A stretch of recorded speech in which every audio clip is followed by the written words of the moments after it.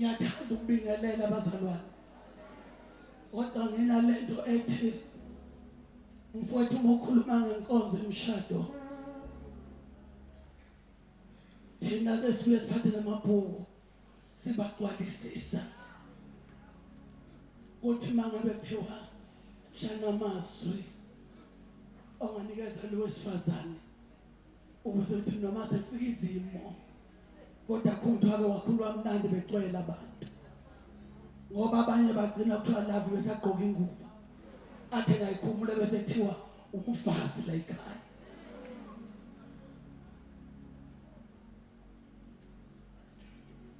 Uma sikhuluma bazalwane ngenkonzo yomshado namhlanje kungathi siyamnqwaba umuntu. Ngoba uthe fika ngaphakathi afika uthi vele indoda ibivele iphila indlela yayo enayimisela ukuyishintsha indlela ebihamba ngayo. Ngeshwa nangebhadi sinabazalwane abantu abasha abangavuka balala kushawa. Mase emshadweni khona abasala ngoba vele bafile ezandleni. Noma ngasho ukuthi amen ngisholo. Abanye hayi ngoba babaliwa inkinga bafile ezandleni.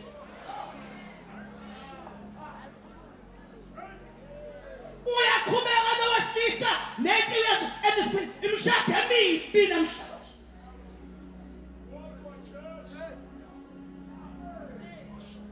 Yesa lokuthi amadoda ayababulala abafazi, amadoda ayababulala abafazi. Awukho umshado omubi njengomshado ongenaqiniso. Ngifuna sithandaze sitshela uNkulunkulu iqiniso. Nowaliwayo akhuluma iqiniso.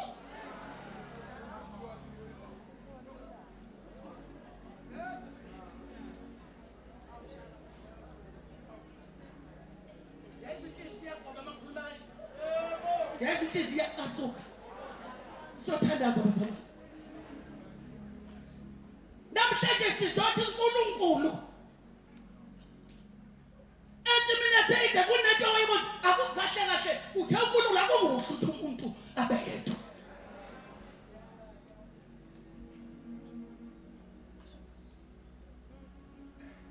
Ngicela othi waba nenhlahla before ashade. Wahamba wesikoleni sani somshado. Wafika phakathi kwa number 1.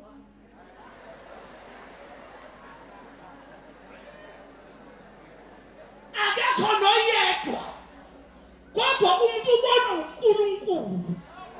Ayihambela nje. Ziqhamuka insizwa. Ithi insizwa lephathina owami. Athi ungowabani owami athi yakhuluma intombazane iphele athi noma engenza lotho ngiyeswa owami.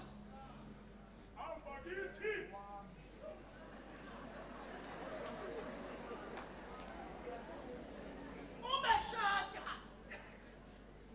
ukhethwa kwabanini ngoba izulu limethemba.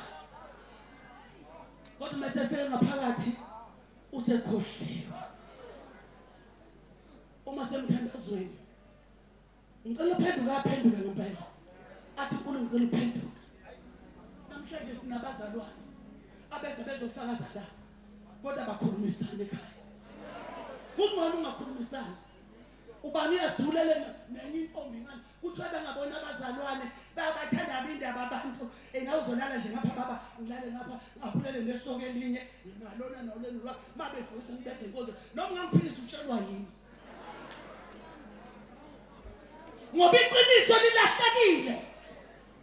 Inkalo lezi dikhona inkathi ziwile. Amabhulukwe awile. Yini yenza mfundisi ubantu azixeke akuthandazo. Ayisafuni izono.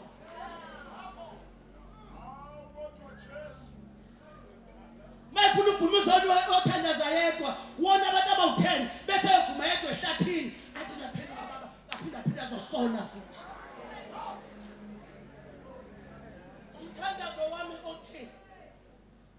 ngicela ukukhuluma iqiniso thandazo wami uthi wena isikhathi esehlile namhlanje Nkosi sibuyisele endaweni ngoba kuneyingane engahlele kusasa ngenxa yesikhathi esweleyo kunabantwana abafisa ukufa abesabuphumela abantu ngenxa abantu abangenaqiniso kunemndeni yakhelwe phezulu kwamabibi thula akasibeke izandla zethu bazalwane efubeni zethu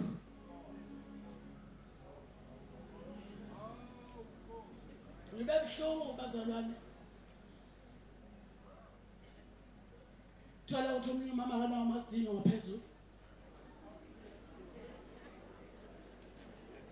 waquntsula nje baba ngequphi impela nje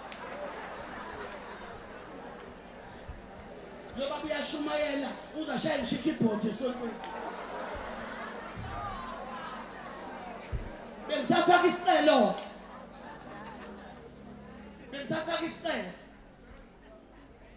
yathanda bangigwelela ngifaka isicelo salamadoda antshontsha abafazi bese ngithengela impahla efana nezakhe bafanisela ngathi izinto ezivuvuke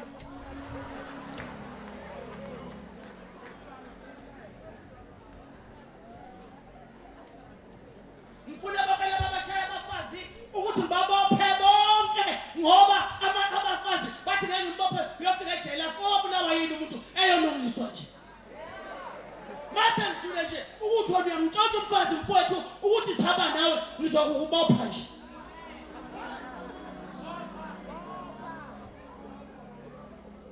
abafazi ke sebesini cishe ngayikhuluma indaba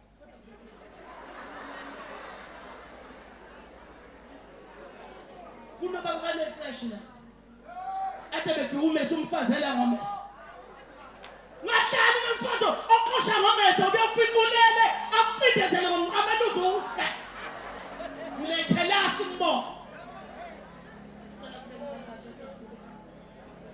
Jehova uNkulunkulu ophilayo nathi ingcebo yakho imi kuleli tende wena uNkulunkulu wasenzela umusa ukuthi uNkulunkulu wavula le ndawo ukuba yiloyo naloyo azozibuka kulesi sibuko ububi bakhe nokwehluleka kwakhe Jehova namhlanje sisazothandaza kuyiqiniso ukuthi akumnandi ezweni siyayibona impi ukuthi khona kuphi ukuthula nathi imshado uNkulunkulu wethu iyachitheka nathi imshado uNkulunkulu wethu nebeke dibona lihamba kahle kodwa kubonakala baba ifadala liphela Jehova baningi uNkulunkulu wethu bakhona kulendlu abantu babonala bengathola abantwana kanti uNkulunkulu wethu baba uphumile ngaphandle udla khona ngaphakathi akanendaba siyathandaza uNkulunkulu ongcwele sibopha lo moya uNkulunkulu wethu omhle sibopha lo moya ongenile sibopha umoya wobufebe egameni lika Jesu sibopha umoya wokulahlwa egameni lika Jesu sibopha umoya wokuphakama umoya wokuzazisa baba wethu namandla onke siyathandaza sithi uNkulunkulu uma wangena kwaba kanye wangena kumama wathoba wangena kubaba womthanda umkakhe noma zikhona iziphi ngeke zibonakale ngoba wena uNkulunkulu lethe izinto eziwumgogodla nathi kufanele bababekile izandla zabo esifubeni yileyo naloyo kosihlolisisa uNkulunkulu wethu inhliziyo yakhe hlolisisa uNkulunkulu wethu ongcwele izenzo zethu siyathandaza sibopha nomoya wokulala emakhaya uNkulunkulu wethu ongcwele kuleli ingane zethu kulala thina bomama kade ezulapho utheyona baba abadala bafundisa abancane uNkulunkulu wethu ongcwele ukwenza kahle babafundise nemisebenzi ngakho uNkulunkulu wethu namandla onke banenhlanhla ukuyithola imishado kodwa sebengaphakathi bayahluleka ngoba zange baqale ngelinye ilanga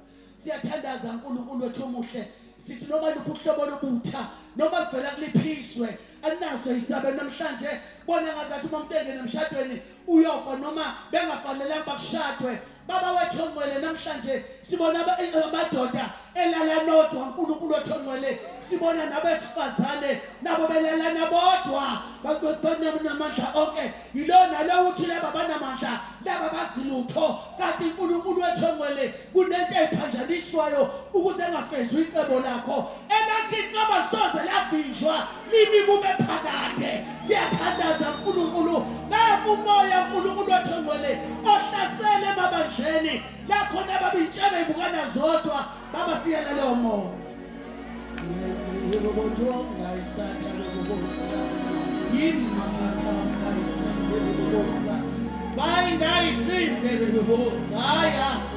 Thank you Jesus. Siyathandaza uNkulunkulu wethu sikhulekela abantwana bethu baba wethu namandla onke abanye Nkosi amsebelotsholwe abanye balotsholwa kuphela balotsholwa ngakubili ngakuthathu bese ngaqhubeka ilutho bafile emphefumulweni noma bekhonza sengathi bayangabaza buyisa amandla akho uNkulunkulu wethu ongcwele efele sikhwele ubuhlakani obuvela kuwe kuba butshale phezulu kwalemphefumulo sikhulekela uNkulunkulu wethu ongcwele ubuNkulunkulu bobuNkulunkulu ukuba bonakale phezulu empilo zethu loyamshado obusulenga uNkulunkulu wethu ongcwele ubuyisele endaweni yawo lo uNkulunkulu wethu ongcwele ivele Nkosi usuqhelile kodwa thina singakaboni ngelelela uNkulunkulu wethu ongcwele sikhulekela ibandla likaKristu ukuba likwazi ukubaphatha kahle abantu kuze uthi nalo bebona ngazathi aphela amandla athi mayifika abantu abaphethe uhlanga phakathi abondla kahle athi angenzanga kahle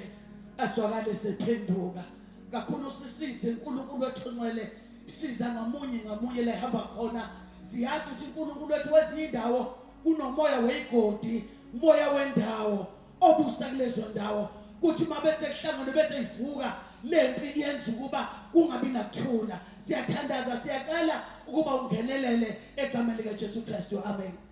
Cela sisholo umthandazo Nkosi uJesu ngisa kuwe ngixolile njalo ukuba ungeze ungilungise ngibe lokho okuthandwa kuwe egcineni ukunqoba kuyofakaza abantu bonke bathi simbonile lo uNkulunkulu enza nalokho okungenziwa.